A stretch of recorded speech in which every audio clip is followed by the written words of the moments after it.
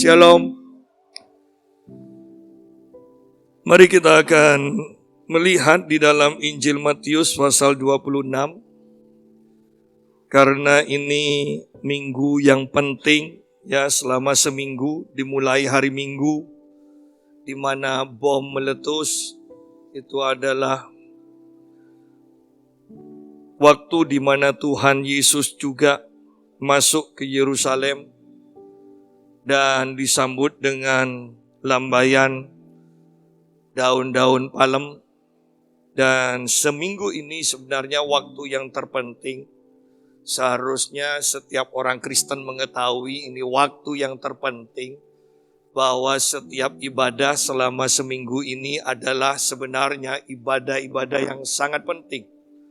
Ingat, bukan Natal yang terpenting, tetapi Paskah, yaitu kematian dan kebangkitan Tuhan Yesus. Dan kembali, banyak dari kita salah meresponi waktu yang penting ini, bahwa ini bukan sekedar ibadah hari Rabu, tetapi ini adalah minggu yang terpenting di dalam kekristenan. Seringkali orang gagal bukan karena tidak berusaha, tetapi tidak tepat. Seringkali orang tidak berhasil sampai puncaknya karena mereka tidak melakukan hal yang tepat. Dan kiranya ini akan terus Roh Kudus ubahkan dalam kehidupan kita, sehingga kita mempunyai kepekaan, ketepatan. Ya, ketepatan. Bersyukurlah kita yang ada di tempat ini. Mari kita lihat Matius 26 ayat 36 mulai. Judulnya di Taman Getsemani. Ini waktu-waktu di mana Yesus akan ditangkap dan kemudian disalibkan. Maka sampailah Yesus bersama-sama murid-muridnya ke suatu tempat yang bernama Getsemani. Lalu ia berkata kepada murid-muridnya, "Duduklah di sini, sementara aku pergi ke sana untuk berdoa." Dan ia membawa Petrus dan kedua anak Zebedeus sertanya. Maka mulailah ia merasa sedih dan gentar. Lalu katanya kepada mereka, "Hatiku sangat sedih, seperti mau mati rasanya. Tinggallah di sini dan berjaga-jagalah dengan aku." Maka ia maju sedikit lalu sujud dan berdoa, katanya, "Ya Bapakku, jikalau sekiranya mungkin, biarlah cawan ini lalu daripadaku, tetapi janganlah seperti yang ku kehendaki, melainkan seperti yang Engkau kehendaki." Setelah itu, ia kembali kepada murid-muridnya itu dan mendapati mereka sedang tidur. Dan ia berkata kepada Petrus, "Tidakkah kamu sanggup berjaga-jaga 1 jam dengan aku? Berjaga-jagalah dan berdoalah supaya kamu jangan jatuh ke dalam pencobaan. Roh memang penurut, tetapi daging lemah." Lalu ia pergi untuk kedua kalinya dan berdoa, katanya, "Ya Bapakku, jikalau cawan ini tidak mungkin lalu, kecuali apabila aku meminumnya, jadilah kehendak-Mu." Dan ketika ia kembali pula, ia mendapati mereka sedang tidur, sebab mata mereka sudah berat. Ia membiarkan mereka di situ lalu pergi dan berdoa untuk ketiga kalinya, dan mengucapkan doa yang itu juga. Sesudah itu ia datang kepada murid-muridnya dan berkata kepada mereka, "Tidurlah sekarang dan istirahatlah. Lihat, saatnya sudah tiba bahwa Anak Manusia diserahkan ke tangan orang-orang berdosa. Bangunlah, marilah kita pergi. Dia yang menyerahkan aku sudah dekat." Nah, ini waktu di mana penentuan itu terjadi. Ya, waktu yang menentukan. Jadi sebenarnya bukan di kayu salib waktu-waktu yang menentukan itu.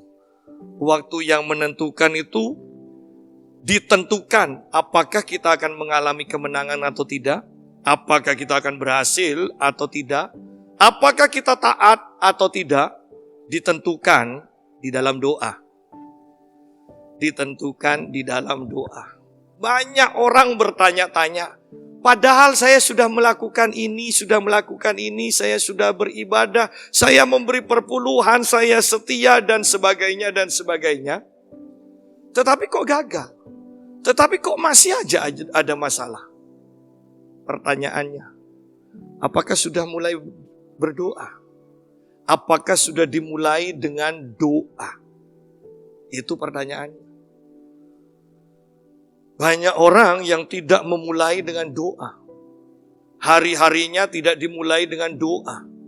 Bahkan ketika alarm itu berbunyi, kita tidak mengerti atau tidak menghiraukan sehingga kita tidak berdoa. Perhatikan kata-kata ini.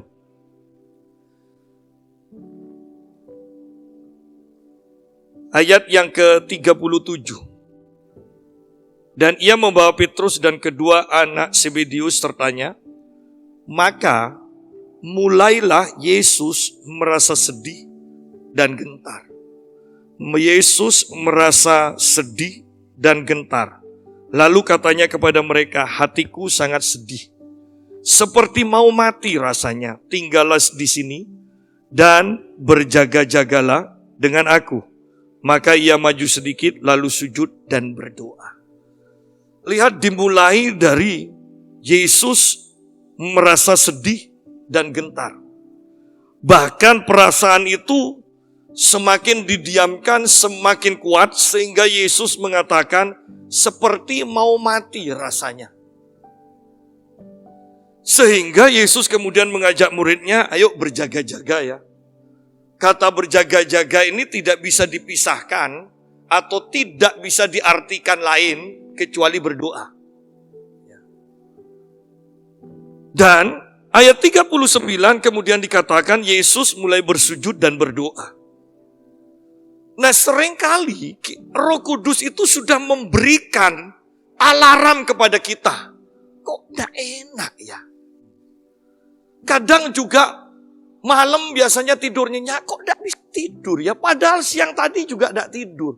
Kok sekarang tetap masih gak bisa tidur? Ada alarm sebenarnya. Tetapi seringkali kita tidak menghiraukan dan kita melakukan apa yang kita inginkan. Yesus merasa sedih. Dan ketika itu dibiarkan, itu semakin kuat perasaan sedih itu. Sehingga Yesus katakan, seperti mau mati rasanya. Dan kemudian baru Yesus mempersiapkan, berjaga-jagalah kepada para murid. Berdoalah bersama aku. Dan kemudian Yesus sendiri berdoa. Kalau Yesus tidak berdoa, ada kemungkinan Yesus tidak sampai di atas kayu salib. Ya, ada kemungkinan Yesus tidak sampai di kayu salib. Dan keselamatan tidak pernah terjadi di muka bumi. Sidang jemaat, secara umum yang kita alami sebenarnya banyak hal terjadi yang kita tidak inginkan karena kita tidak berdoa. Kebangunan rohani, sesuatu yang baik, yang dikatakan sesuatu yang baik terjadi. Anda perhatikan, karena apa? Karena doa. Karena doa. Tetapi toh walaupun ini didengung-dengungkan terus, diajarkan terus menerus, banyak jemaat yang tidak mau untuk mendengar dan melakukan. Kenapa? Karena nanti kita akan lihat bahwa kita terlalu memperhatikan memelihara daging daripada memelihara roh. Padahal dikatakan daging itu lemah. Artinya lemah itu daging itu tidak pernah bisa taat kepada Tuhan. Tetapi daging terus yang kita kasih makan. Kitab Yakobus mengatakan bahwa hikmat itu ada 3 macam. Ada hikmat berdasarkan nafsu manusia, ini daging. Hikmat berdasarkan dunia, dan hikmat dari roh-roh jahat. Sebenarnya ada 4 seharusnya. Yaitu hikmat berdasarkan hal-hal rohani dari Tuhan. Hikmat Allah. Bahwa nafsu berbicara. Kita ingin ini, sudah punya, masih ingin lebih lagi, ingin lebih banyak lagi. Sudah makan satu piring, sudah kenyang sebenarnya, tapi kok enak ya, makan lagi. Ya, ini nafsu. Ketika ini diikuti, nafsu ini akan semakin besar. Ya kan? Kalau orang di luar Kristen itu sudah punya istri satu, masih ingin kawin lagi, sudah dapat dua, masih ingin kawin lagi, dan terus. Ini nafsu. Ketika diikuti ini tidak akan pernah cukup. Ini akan semakin kurang, semakin kurang. Nah, manusia duniawi atau hikmat manusia hikmat duniawi, itu kelihatannya orang-orang, misalnya seperti di pemerintahan ya, orang-orang pandai, itu tidak melakukan kejahatan. Mereka melakukan yang baik. Bahkan mereka menemukan penemuan-penemuan, mereka memikirkan semua yang baik, tetapi kesalahannya ingat, hikmat duniawi itu selalu berpikir dunia, tidak pernah berpikir kekekalan. Sehingga yang mereka pikirkan bagaimana membuat kemajuan di dunia, bagaimana membuat dunia semakin baik, bagaimana supaya ini semakin canggih, tidak ada yang salah. Tetapi mereka akan terjebak dengan pengertian yang terpenting hidup sekarang ini. Mereka tidak pernah mikir kehidupan yang akan datang. Itu hikmat dunia. Kalau hikmat setan-setan sudah jelas. Itu sudah campur tangan roh jahat. Itu sudah ada di sana. Itu akan pergi ke perdukunan, sihir, dan sebagainya. Tetapi ada hikmat yang keempat. Hikmat Allah. Di mana kita mendapatkan pewahyuan demi pewahyuan dari Allah. Sehingga hal-hal yang mustahil itu menjadi mungkin. Nah, dengan 4 kategori ini, kira-kira kita ada di mana? Kira-kira kita ada di mana? Saya yakin bahkan bahwa banyak orang Kristen pun tidak sampai kepada hikmat. Ya, hikmat Allah. Bahkan lebih parah lagi, banyak yang hikmatnya dari roh-roh jahat. Nah, kembali kepada pembacaan kita. Perhatikan kata-kata Yesus ini. Ini Yesus. Ini firman Allah sendiri yang berkata, hatiku sangat sedih seperti mau mati rasanya. Disinilah baru kita melihat Yesus itu sepertinya membutuhkan pertolongan. Sehingga dikatakan tinggallah di sini dan berjaga-jagalah dengan aku. Tinggallah di sini dan berjaga-jagalah dengan aku. Jangan tinggalkan aku. Aku sedih. Aku kok sepertinya sumpah. Aku sepertinya merasa sendiri. Jangan tinggalkan aku.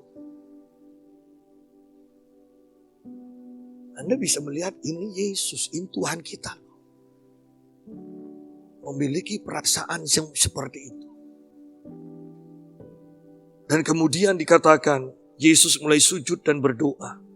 Doanya perhatikan. Ya Bapakku, jikalau sekiranya mungkin, biarlah cawan ini lalu daripadaku. Tetapi janganlah seperti yang ku kehendaki, melainkan seperti yang Engkau kehendaki. Saya mau ajak kita semua baca dari kitab Markus. Markus pasal 14.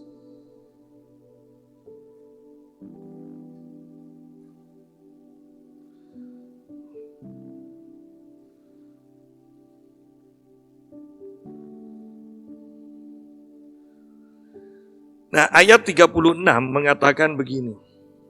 Kata Yesus, ya Aba, ya Bapa, tidak ada yang mustahil bagimu. Ambillah cawan ini daripadaku, tetapi janganlah apa yang aku kehendaki, melainkan apa yang engkau kehendaki. Dalam doa Tuhan Yesus, Yesus sebenarnya minta begini, Tuhan berikan aku mujizat. Berikan aku mujizat. Kalau engkau kehendaki, mujizat ini bisa engkau lakukan. Bahwa engkau bisa menyelamatkan manusia tanpa aku harus mati di atas kayu salib.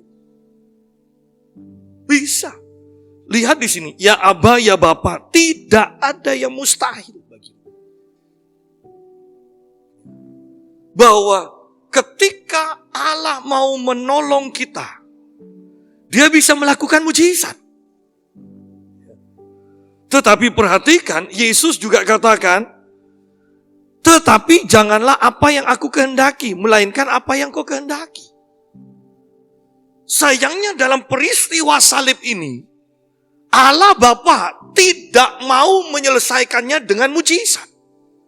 Dia mau menyelesaikannya dengan proses yang sudah Dia tentukan. Mazmur 103 mengatakan bahwa Allah mengadakan mujizat, ya, bahwa Israel mengenal Allah melalui perbuatan-perbuatannya, melalui mujizat. Tetapi kepada Musa, Allah menunjukkan jalan-jalannya. Kalau hanya mujizat, blek, selesai. Tetapi proses itu akan membutuhkan kita harus menyelidiki hati kita. Kita akan dituntut untuk bertobat kalau ada kesalahan demi kesalahan dalam diri kita. Kita akan mulai belajar peka mengikuti pimpinan Tuhan, pimpinan Roh Tuhan. Itu proses. Dan mujizat itu baik, tetapi kita hanya terima. Itu aja. Bahwa kita tidak bisa mengusahakan mujizat loh. Itu murni 100% itu karya Allah. Kalau kita katakan mujizat, oh karena dekresi kita. Sudahlah. Kadang saya doakan orang sakit itu ya. Sudah deklarasikan terus ayat-ayat kesembuhan, tetap aja mati. Tetap. Ada saya 2 kali tanpa saya sangka, yang pertama yang di Samarinda saya sudah ceritakan, orang yang sakit kanker. Hanya terlintas saja dan saya katakan besok periksa ke dokter. Pasti penyakit ibu sudah hilang. Dan ternyata kankernya hilang. Tanpa saya tahu bahwa ibu ini punya penyakit kanker. Di Lumajang saya pernah mendoakan seorang ibu yang gemuk dan dia maju ke depan. Di lantai itu banyak tetesan darah. Ternyata ibu ini mempunyai kanker yang sangat besar di perutnya. Saya doakan dan ternyata sembuh. Ternyata sembuh. Sehingga kalau sudah berbicara mujizat dari Tuhan, itu bukan sesuatu yang kita bisa usahakan. Itu murni dari Tuhan. Dan kita hanya terima aja. Bahkan kalau Tuhan mengadakan mujizat, saya mau katakan, orang berdosa pun bisa menerima mujizat dari Tuhan. Orang itu hanya dikasih sama Tuhan. Tetapi proses akan membawa kita kepada pengenalan akan Tuhan. Kita akan diubahkan hati kita, diselaraskan dengan hati Tuhan. Kita belajar peka, kita akan menjadi rendah hati. Kenapa? Proses akan menunjukkan bahwa kita tidak mampu apa-apa. Dengan uang kita, kalau kita sudah diproses oleh Tuhan, kita akan sadar uang kita pun tidak bisa menolong kita. Titel kita pun tidak bisa menolong kita. Hubungan-hubungan yang baik yang selama ini kita bangun ternyata tidak bisa menolong kita. Proses akan membawa kita berjalan berdua dengan Allah. Itu proses.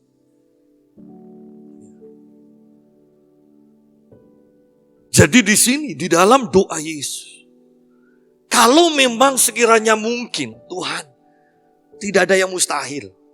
Bahasa sederhananya, lakukan mujizat. Tetapi Tuhan, Yesus pun berdoa, tetapi jangan kehendakku loh Tuhan, jangan.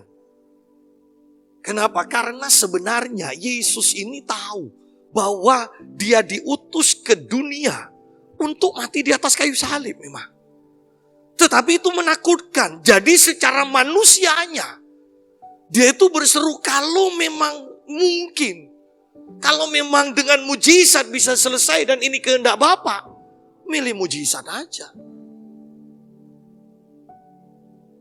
Yesus tetap hidup dalam ketaatan dan dia katakan, tetapi Tuhan, Bapa, janganlah apa yang aku kehendaki, melainkan apa yang Engkau kehendaki.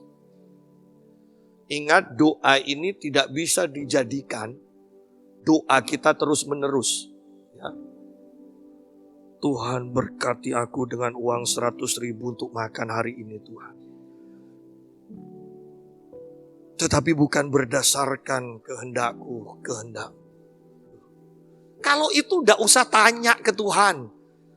Kita makan hari ini adalah kehendak Tuhan. Itu loh.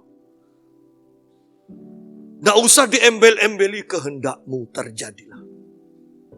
Ya. Apa yang sudah jelas, sudah jalani aja. Tidak usah doanya selalu embel-embel. Biar kehendak Tuhan yang jadi. Biar kehendak Tuhan yang jadi. Apa yang sudah pasti, yang sudah tertulis, lakukan dengan iman. Anda akan menerimanya. Di sini kan Yesus karena berdasarkan ketakutan. Secara manusianya. Yang paling dia takutkan adalah dia sudah tahu kok, kalau dia di atas kayu salib menanggung dosa manusia, yang paling dia takutkan adalah terpisah dari Bapaknya. Itu loh. Itu aja. Yang dia paling takutkan adalah dosa. Sederhananya itu. Kalau kita kan yang paling kita takutkan gagal kan, bukan dosa. Orang Kristen itu jarang yang nangis karena berbuat dosa. Jarang. Orang Kristen itu nangis kalau gagal, kalau jadi miskin, kalau dicaci maki, kalau sendirian, nangis. Tetapi kalau berdosa, jarang. Bahkan seharian sudah melakukan 5 kali dosa, 10 kali dosa. Malam enak aja doanya. Tuhan ampuni segala dosaku Tuhan, terima kasih, amin. Dosa apapun kita tidak pikirkan. Apalagi mau nangis. Sedang jemaah. Banyak orang sebenarnya, banyak orang Kristen tidak hidup dalam pertobatan. Anda lihat orang-orang ketika ada masalah, rajin ke gereja. Ketika ini masalah sudah mulai, mulai menjadi ringan bahkan hilang juga dari gereja. Oleh karena itu, apakah perlu saya berdoa? Tuhan berikanlah penderitaan terus-menerus kepada sidang jemaatmu. Ya kan? Supaya bahkan bukan hari Kamis, doa pagi pun. Ya, seandainya nanti doa pagi saya tidak adakan. Pak Pendeta, ayolah Pak Pendeta, doa pagi Pak Pendeta. Ya. Doa paginya jam 5, jam setengah 3 sudah datang. Ya kan? Kebangunan rohani, padahal bukan. Menderita. Ya. Tetapi apakah perlu itu? Kadang itu diizinkan, kenapa? Karena Allah lebih suka Anda masuk surga dengan penderitaan. Yang penting masuk surga. Tetapi hati Bapak lebih seneng kalau nurut. Anda dikasih segala macam, tambah nurut, dikasih segala macam lagi, tambah nurut. Nah, Bapak lebih seneng yang seperti itu. Tapi heran ya, manusia itu seperti keledai aja. Ya. Loh kita pun kalau kita sadar. Loh saya pun saya katakan, kadang seperti keledai loh. Oh memangnya saya terus naik. Tidak. Kadang juga teledor juga. Kadang teledor. Itu bahasa halusnya teledor. Bahasa aslinya itu tidak taat. Ya, itu bahasa aslinya. Ya, jadi yuk lihat di sini. Ada Tuhan akan menolong kita. Bisa dengan mujizat. Tetapi bisa dengan proses. Dan kedua-duanya biarlah kehendak Tuhan memang yang terjadi. Kalau Tuhan mau mengadakan mujizat, puji syukur, berarti memang manusia roh kita tidak ada yang perlu diperbaiki. Tuhan akan lakukan mujizat. Tetapi kalau memang harus melalui proses, berarti memang ada sesuatu dalam diri kita yang akan dibenahi oleh Tuhan. Toh ujung-ujungnya semuanya hasilnya sama. Ya, hasilnya sama. Nah, ayat kita kembali kepada Matius 20.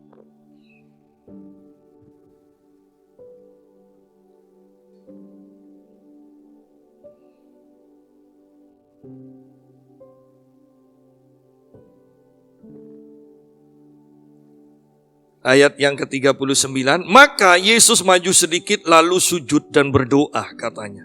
Ya Bapakku, jikalau sekiranya mungkin, biarlah cawan ini lalu daripadaku, tetapi janganlah seperti yang ku kehendaki, melainkan seperti yang Engkau kehendaki.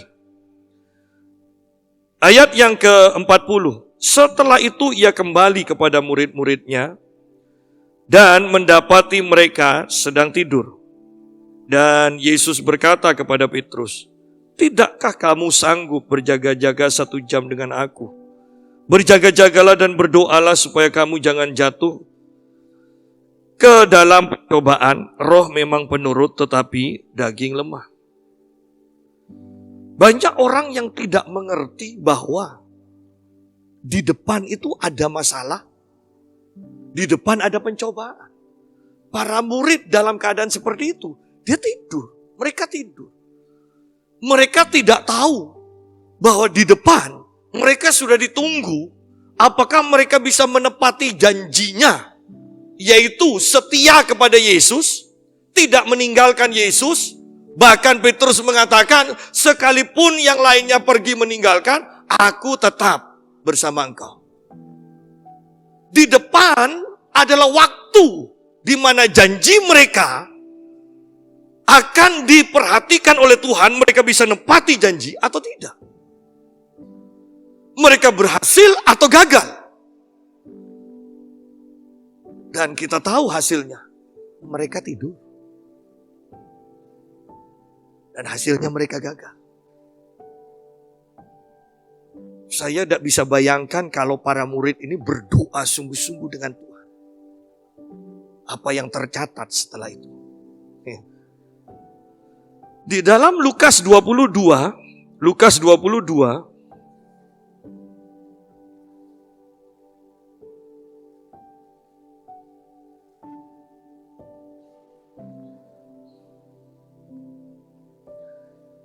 ayat yang ke-43 dan 44.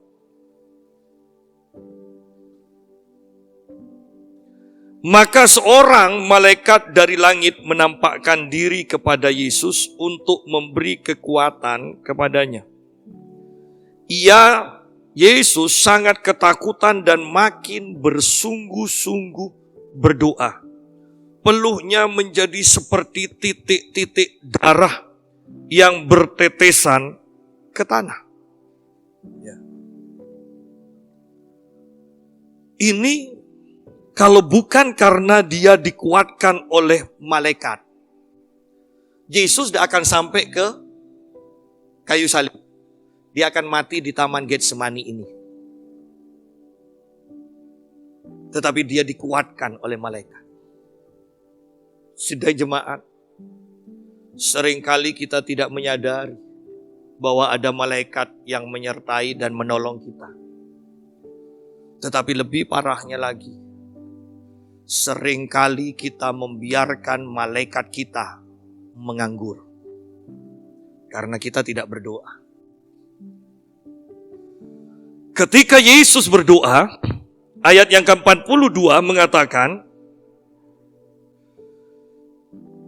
ayat 41 bagian akhir dikatakan begini, Yesus berlutut dan berdoa, katanya, "Ya Bapakku, jikalau Engkau mau, ambillah cawan ini daripadaku, tetapi bukanlah kehendakku, melainkan kehendak-Mu lah yang terjadi." Maka seorang malaikat dari langit menampakkan diri kepadanya untuk memberi kekuatan kepadanya. Ketika kita berdoa, maka kita sedang menggerakkan malaikat dalam pelayanan kita. Seringkali kita tidak mau berdoa dan malaikat pun tidak bergerak. Saya sering katakan, saya tidak takut dengan kekuatan dukun yang mau menyantet, yang mau memantra-mantrai saya. Kenapa? Saya yakin ada malaikat dan bukan satu malaikat yang menyertai saya. Bahkan saya yakin ada Roh Kudus di dalam saya yang jauh lebih besar dari semua roh yang ada di dalam dunia. Tetapi kembali saya mau katakan, semuanya itu, baik kuasa Roh Kudus, baik kuasa malaikat, pelayanan malaikat, itu akan digerakkan ketika kita berdoa. Ketika Yesus berdoa, seorang malaikat dari langit menampakkan diri kepadanya untuk memberi kekuatan kepada Yesus.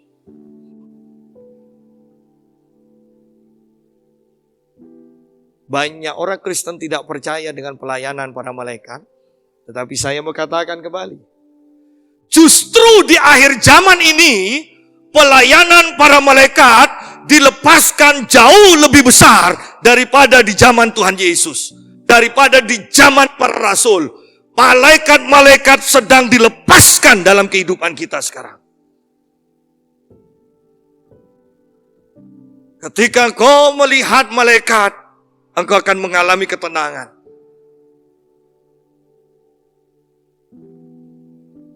Karena Anda pasti mendongak ketika melihat malaikatmu.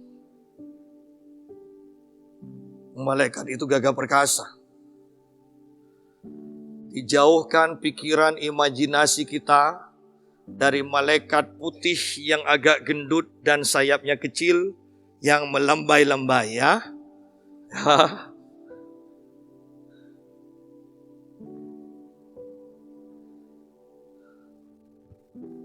Ketika Yesus sangat ketakutan, dikatakan ayat 44, ia sangat ketakutan dan makin bersungguh-sungguh berdoa.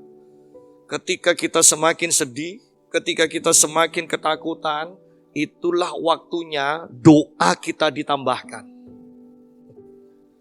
Bukan menjadi putus asa. Bukan menjadi putus asa. Bahkan dikatakan peluhnya menjadi seperti titik-titik darah yang bertetesan ke tanah. Berarti di sini pembuluh darah dari Tuhan Yesus itu sudah pecah. Karena keringatnya pun itu sudah darah. Seharusnya Yesus bisa-bisa ini stroke di sini sudah. Tidak mungkin kuat pikul salib.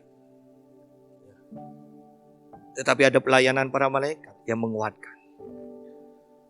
Sehingga Yesus masih kuat untuk menahan cambukan. Yesus masih kuat memikul salib. Yesus bahkan tanpa obat perangsang yang menguatkan, dia menolak ketika diberi anggur itu untuk menguatkan. Ingat, dan Yesus katakan, sudah selesai. Atas kayu salib. Mari perhatikan, ada kekuatan malaikat yang Tuhan sediakan, dan itu akan aktif, malaikat itu akan aktif ketika kita berdoa. Ketika kita mulai berdoa dengan sungguh-sungguh. Tetapi sebenarnya yang paling menyedihkan bagi saya, ketika melihat orang-orang yang sudah dijawab doanya dan kemudian kembali kepada kehidupan semula.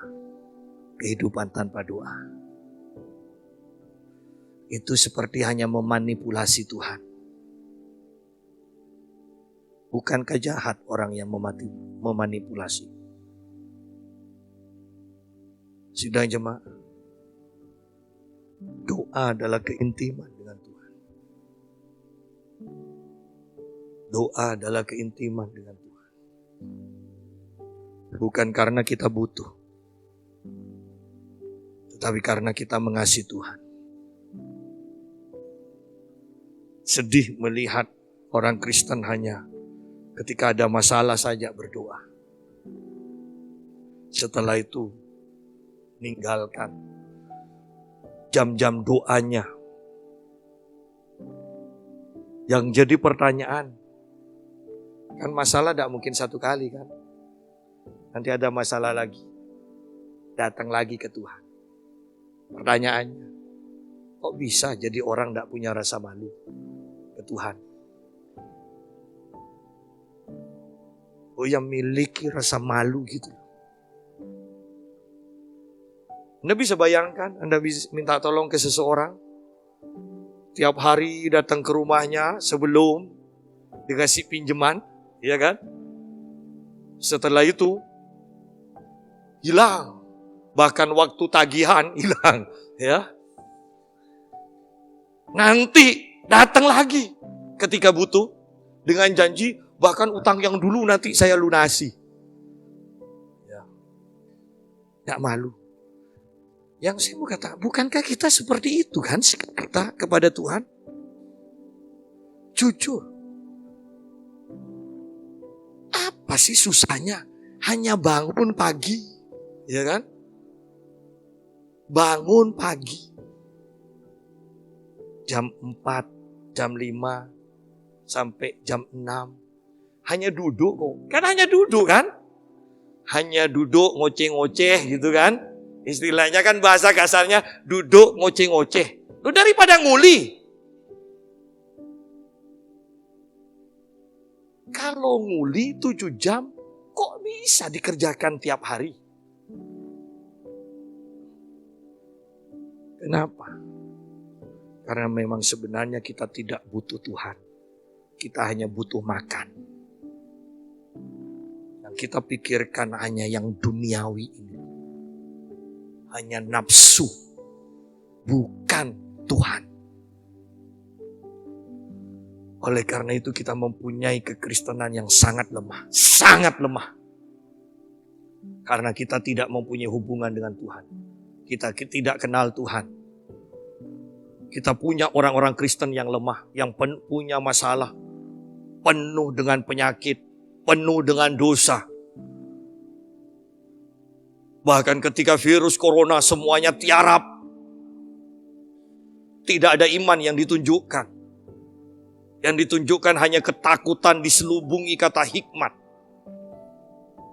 Saya bayangkan nanti ketika virus corona sudah hilang, itu yang sembunyi-sembunyi orang Kristen, pendeta-pendeta akan tampil seperti pahlawan kesiangan. Ketika setelah beberapa bulan bahkan setahun lebih sembunyi, nanti akan mereka dengan gagah perkasanya akan menunjukkan Tuhan dahsyat, Tuhan menyembuhkan. Apanya? Di zaman seperti ini tunjukkan iman. Saya mau katakan Tuhan tidak akan mempermalukan iman kita kepadanya.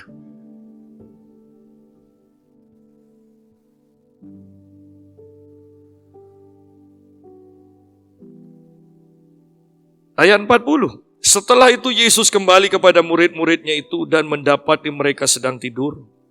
Dan ia berkata kepada Petrus, "Tidakkah kamu sanggup berjaga-jaga 1 jam dengan aku?" Ingat loh, dari 24 jam yang Yesus, yang Tuhan berikan pada kita, iya kan? Tuhan berikan kita 24 jam sehari, dan Tuhan hanya minta 1 jam. Tidak sanggupkah kau? Kalau saya pakai bahasa saya, tidak sanggupkah kau memberikan 1 jam kepadaku? 1 jam. Itu yang paling minim. 1 jam. Sama dengan bumi dan segala isinya adalah milik Tuhan. Tuhan katakan, kelola ini sebaik mungkin. Hasilnya 10% berikan kepada aku. Toh itu pun kita tidak bisa, banyak yang tidak bisa melakukan. Mana ada pemilik modal ya memberikan modal kepada kita untuk usaha, dan si pemilik modal hanya katakan, sudahlah atur sendiri, pokoknya 10% keuntunganmu nanti kasihkan ke aku. Ada yang seperti itu. Kita yang dikasih, yang kerja, dikasih 10% atau 20%, kita sudah bersyukur. Kalau kepada pemilik modal di bumi. Ini Tuhan, si pemilik bumi dan segala isinya, katakan, Alkitab katakan, bumi diserahkan kepada manusia untuk dikelola. Tuhan katakan, kembalikan 10%. Ternyata kita sama seperti orang-orang yang menyewa kebun itu ketika ditagih. Padahal ketika kita baca, jahat orang ini. Ngaca gitu loh. Ini kan cermin kan? Sidang jemaat. Menyedihkan. Tuhan hanya minta 1 jam. Kepada siapapun yang mengaku murid Tuhan, orang Kristen, Tuhan hanya katakan 1 jam. Dijamin Anda mendapat pelayanan para malaikat, dijamin Anda akan berhasil, dijamin Anda akan hidup dalam kesehatan ilahi, dijamin. Ada jaminan. Ada jaminan. Pak, saya sudah ibadah, sudah apa dan segala macam. Alkitab katakan, barang siapa yang merenungkan firman Tuhan siang dan malam, apa saja yang dikerjakan berhasil. Bukan ke gereja seminggu sekali loh ya. Merenungkan firman Tuhan siang dan malam menjadi jaminan, bukan perlindungan. Tetapi apa saja yang kita kerjakan berhasil. Berhasil.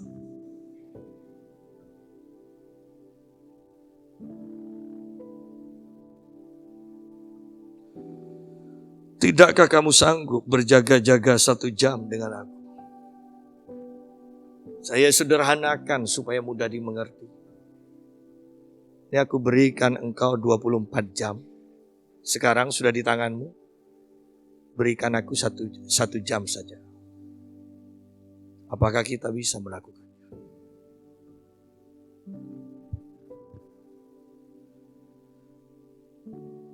Ayat 41. Berjaga-jagalah dan berdoalah supaya kamu jangan jatuh ke dalam pencobaan. Supaya kamu jangan jatuh. Perhatikan kata-kata ini. Supaya kamu jangan jatuh ke dalam pencobaan. Berarti ketika kita tidak berdoa, yang pergi ke pencobaan itu kita sendiri. Karena perhatikan kata-kata kalimatnya ini. Supaya kamu jangan jatuh. Seharusnya ini jangan jatuh dalam pencobaan. Tetapi ini enggak. Supaya kamu jangan jatuh ke dalam pencobaan. Berarti kita yang melangkah, kita yang jatuh sendiri. Kalau jatuh dalam pencobaan, kita ditempatkan dalam pencobaan dan di sana kita jatuh. Ini enggak, kita yang milih sendiri. Kita yang milih sendiri. Banyak orang ambil keputusan, enggak tanya ke Tuhan. Setelah gagal, baru mulai berdoa. Bukan seperti itu cara Tuhan. Bukan. Tuhan itu maunya memimpin kita. Bukan kita jalan sendiri, kalau jatuh baru teriak ke Tuhan. Bukan. Tuhan maunya memimpin. Oleh karena itu dikatakan rohnya ditempatkan di dalam diri kita.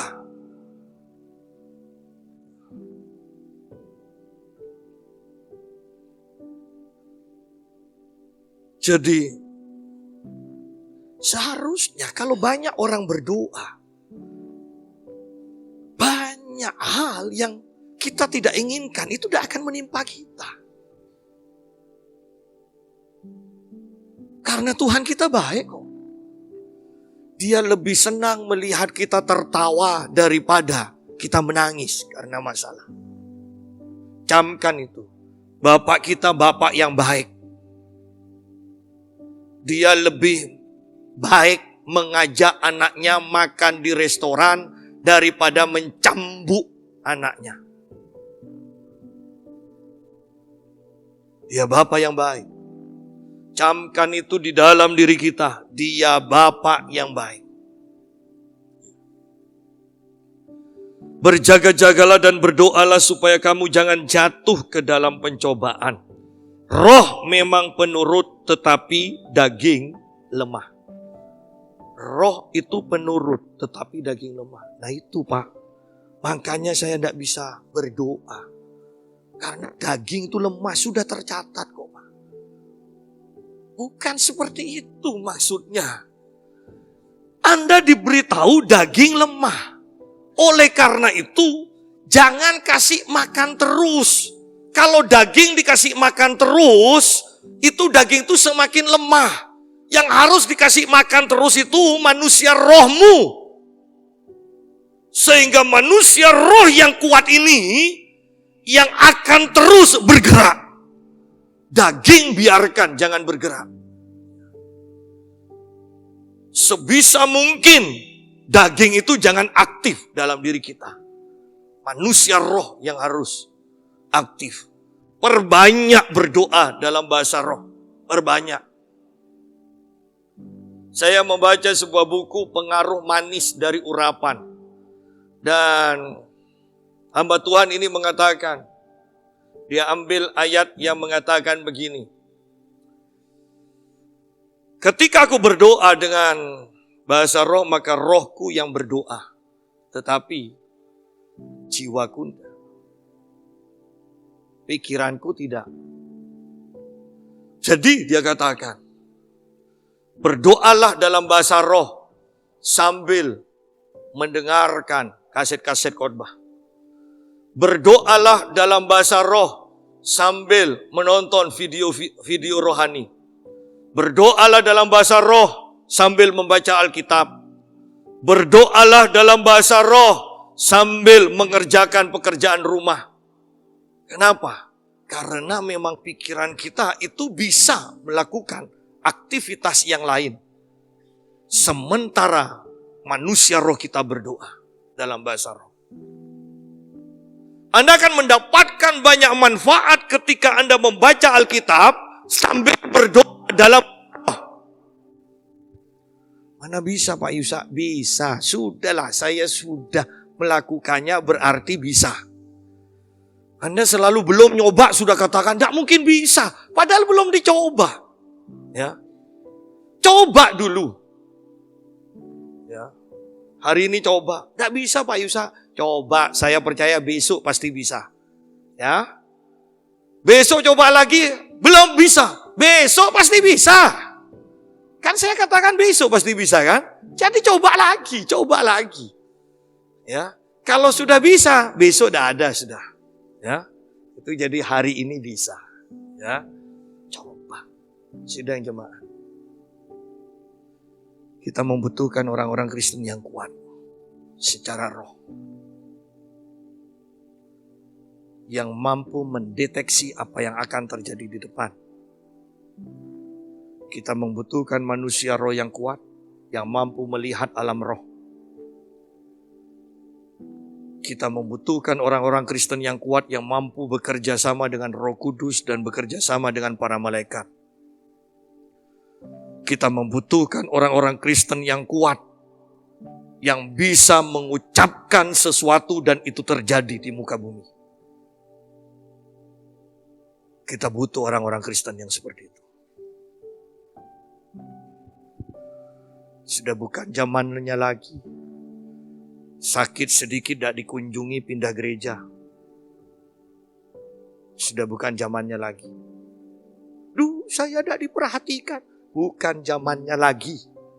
Ini zamannya perang. Bukan zaman Nina Bubuk. Bukan.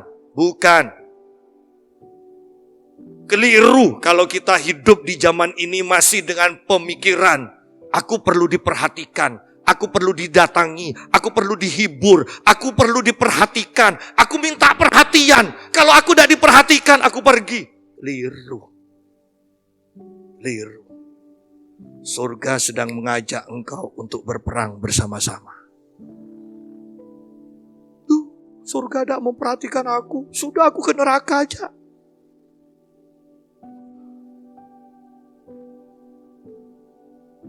Ini waktu yang keras. Dibutuhkan orang-orang Kristen yang berani. Orang-orang Kristen yang kuat. Orang-orang Kristen yang sudah terbentuk menjadi tentara-tentara Allah. Ini waktunya domba berubah, bermetamorfosa menjadi singa. Karena kita sedang mengikuti singa dari Yehuda. Sedang jemaat. Roh memang penurut tetapi daging lemah. Bangun ngantuk pagi, iya, tetapi harus berdoa. Ketika daging tidak dituruti untuk tidur, maka dia akan semakin lemah. Manusia rohmu yang akan semakin kuat. Sampai bahkan saya mau katakan, engkau tidur pun engkau berdoa. Anda akan punya pengalaman seperti itu. Anda bangun hanya untuk balik badan. Haleluya, uriandara lamataka. Kemudian tidur. Manusia rohmu aktif ketika engkau tidur. Saat engkau tidur pun manusia rohmu aktif, saya katakan. Sidang jemaat, apa yang saya katakan sekarang, tidak akan banyak orang Kristen yang mengerti apa yang saya maksudkan. Tetapi ketika kita terus melakukannya dan engkau mengalaminya, engkau baru mengerti apa yang saya katakan.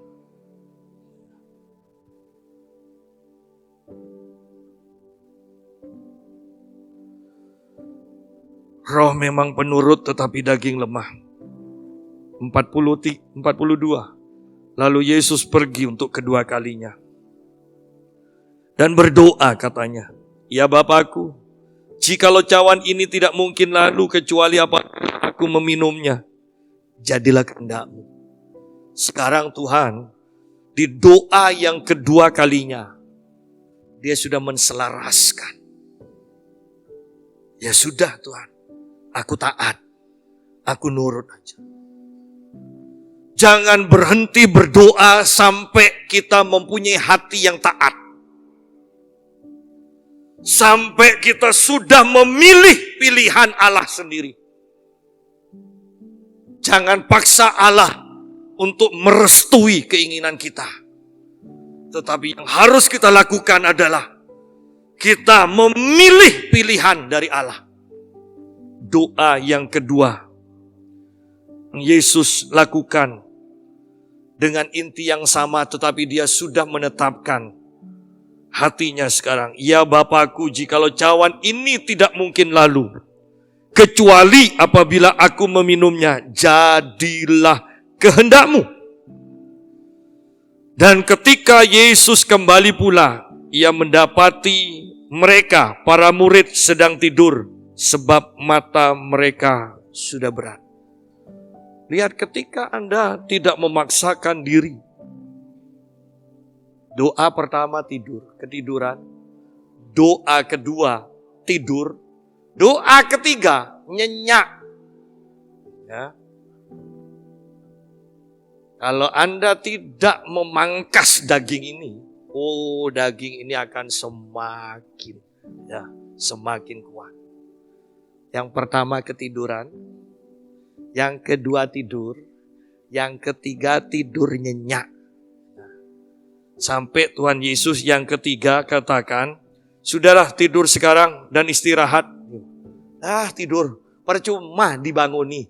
Kenapa? Sudah nyenyak. Ya. Pangkas daging. Pangkas daging. Hanya awal-awal kok. Paling 10 menit kita berdoa itu masih ngantuk. Setelah selesai 10 menit, ya, pokoknya saya anjurkan jangan doa dalam hati. 10 menit pertama jangan doa dalam hati, ya. Karena Anda akan berdoa hati-hati nantinya, ya. 10 menit pertama harus berdoa dengan suara yang keras. Ketika rasa ngantuk hilang karena kita sudah mulai berdoa dengan suara keras, baru Anda bisa memelankan. Ya, kalau mau memelankan. Tapi lebih baik tetap keras dan stabil kerasnya. Ya.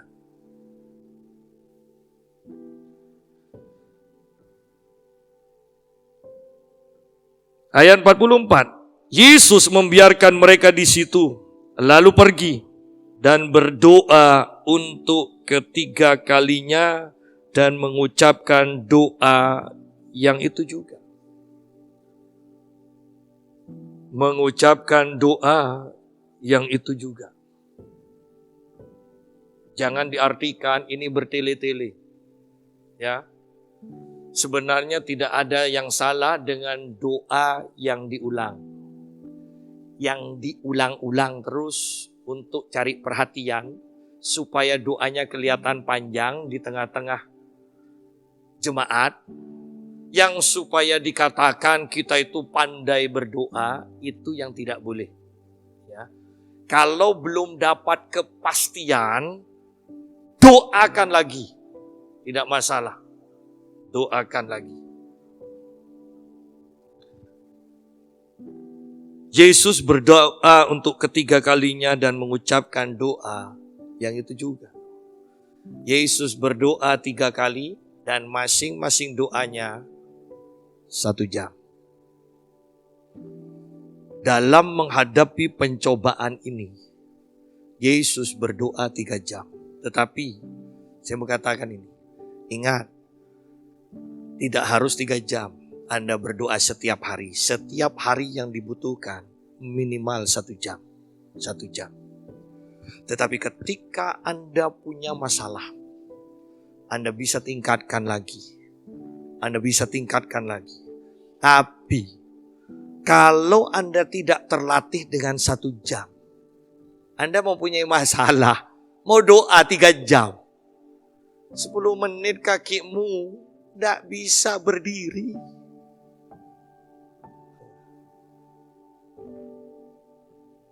Anda harus mulai dengan 1 jam. Itu yang terendah. 1 jam. Mungkin ini tidak bisa banyak diterima. Karena orang Kristen, 90% orang Kristen di seluruh dunia. 90% lebih. Tidak nyampe 30 menit doanya. Tetapi yang banyak belum tentu benar. Alkitab yang selalu benar. Firman Allah yang selalu benar. Firman Allah katakan minimal 1 jam. tidak sanggupkah engkau berdoa 1 jam saja? Kata 1 jam saja. Loh. Ya. Berarti di mata Tuhan ini sudah yang terkecil. Jangan minta dipangkas lagi. Jangan diskon lagi. Anda bisa bayangkan, Anda beli pakaian sudah didiskon 80%, masih minta tambahan diskon lagi? Itu bukan minta diskon. Sudah kasihkan ke saya aja gitu loh. Ini Tuhan katakan, tidak sanggupkah kamu berjaga-jaga 1 jam dengan aku? Di terjemahan yang lain atau di kitab yang lain, saja ada katanya, saja.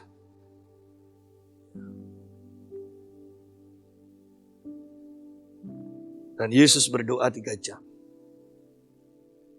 Lucu ya, ada orang-orang yang mengatakan, saya ini banyak masalah, tapi doanya kok tidak nambah. Berarti masalahnya masih kecil, sudahlah. Orang ya, kalau belum sampai nambah jam doanya, berarti masalahnya masih bisa ditanggung. Santai. Kalau sudah sampai dicaci maki setiap hari seperti Hana, di bait Allah itu sampai tidak bisa ngomong, hanya seperti orang mabuk, mulutnya aja yang karena nangis, terus itu berarti sudah punya masalah. Ya. Kalau masih selera makannya masih sehari 3 kali masih enak, berarti tidak punya masalah. Sudah. Karena kalau Anda punya masalah, tidurmu tidak akan enak. Dan itu waktunya. Tidak bisa tidur, ganti doa. Waktu kita makan pasti tidak enak. Itu waktunya kita sudah puasa. Tetapi kalau masih semuanya enak, tenang, berarti Anda tidak punya masalah. Tahu-tahu mati tanpa masalah. Ya, yuk kita lihat. 45. Sesudah itu Yesus datang kepada murid-muridnya dan berkata kepada mereka, tidurlah sekarang dan istirahatlah. Lihat, saatnya sudah tiba bahwa anak manusia diserahkan ke tangan orang-orang berdosa. Bisakah Anda melihat sekarang iman yang kuat dari pernyataan ini? Yesus katakan, lihat saatnya sudah tiba bahwa anak manusia, aku diserahkan ke tangan orang-orang berdosa. Bangunlah, marilah kita pergi. Dia yang menyerahkan aku sudah dekat. Hasil dari doa 3 jam. Hasil dari menselaraskan hatinya dengan kehendak Tuhan. Hasil dari kekuatan yang diimpartasikan oleh para malaikat. Membuat Yesus berani maju menghadapi tantangan. Yesus maju menghadapi masalah. Yesus tidak melarikan diri. Dia hadapi. Kenapa? Karena dia sudah berdoa. Kenapa? Karena dia tahu ini adalah kehendak Bapa. Kenapa? Karena dia tahu ada malaikat yang memberi kekuatan, yang mendukung dia. Sehingga menghadapi masalah, menghadapi caci maki di depan, menghadapi penyiksaan di depan, menghadapi kematian di depan, Yesus melangkah dan terus melangkah ke depan. Yesus tidak takut. Marilah kita pergi. Dia yang menyerahkan aku sudah dekat. Tidak lari, tidak melarikan diri, tetapi Yesus justru menghadapi tantangan itu. Daud ketika menghadapi Goliat, semuanya lari bangsa Israel. Tetapi Daud justru maju, lari maju ke depan. Dan dia katakan, engkau mendatangi aku dengan tombak, tetapi aku mendatangi engkau di dalam nama Tuhan. Dan hasilnya kita tahu, kemenangan. Hasil dari Yesus kita tahu, sudah selesai. Dikatakan, biarlah kata sudah selesai ini juga akan terdengar dari mulut kita masing-masing. Sudah selesai. Bersama Tuhan, bersama para malaikat, kita mampu mengatasi segala masalah. Tuhan memberkati kita.